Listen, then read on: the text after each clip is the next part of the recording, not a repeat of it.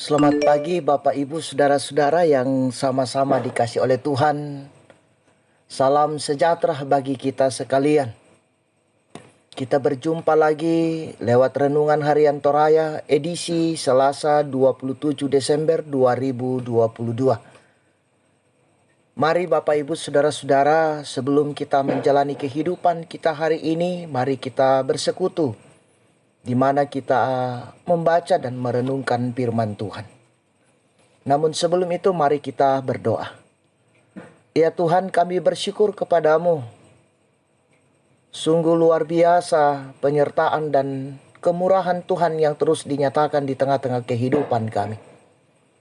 Allah Bapa dalam sorga, sebelum kami melaksanakan kegiatan kami di hari ini, kami bersekutu membaca dan merenungkan firman-Mu. Mampukan kami Tuhan untuk dapat memahami firman-Mu.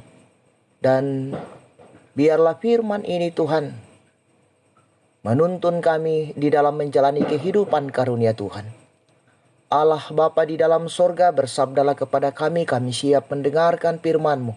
Di dalam nama Yesus Kristus, itulah Tuhan dan Juru Selamat kami yang hidup. Amin. Bacaan kita pada pagi ini dari 1 Yohanes pasal 5 ayat 6 sampai dengan 12.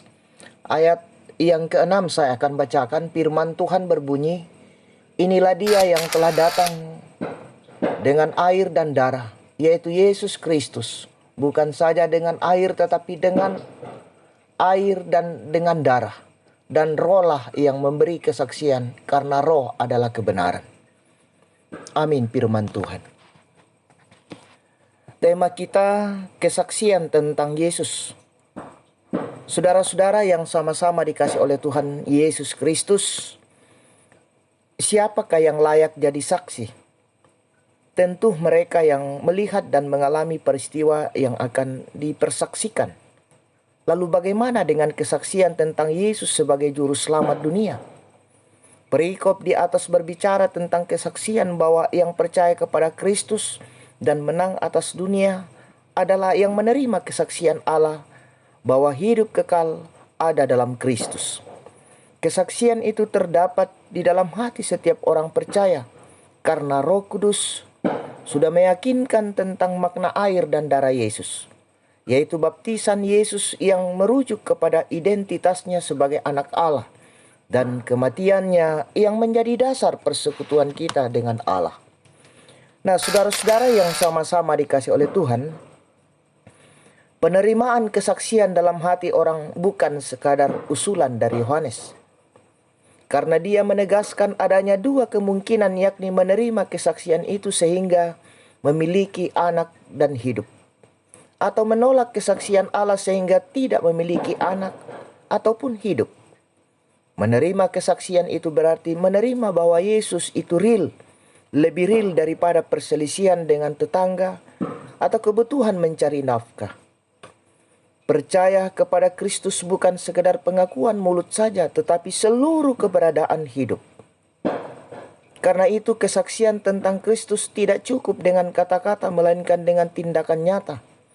Ibarat ketika masuk di warung makan, tidak cukup dengan melihat daftar menu makanan saja kemudian menjadi kenyang. Padahal kita belum memesan makanan dalam daftar menu yang akan kita makan. Demikian pun dengan kesaksian kita tentang Kristus. Kita harus menjadi surat Kristus yang dapat dibaca oleh semua orang. Pemberitaan Injil adalah menikmati Injil itu sendiri melalui karya dan tindakan nyata lewat perjumpaan dengan sesama. Terpuji nama Tuhan. Amin. Mari kita berdoa. Terima kasih sejenak waktu Engkau anugerahkan kepada kami Tuhan untuk bersekutu, membaca dan mendengarkan firman-Mu. Kami diajarkan dan diingatkan Tuhan sebagai umat yang percaya kepadamu lewat firman-Mu pada saat ini. Untuk menjalani kehidupan ini berdasarkan firman-Mu ya Tuhan.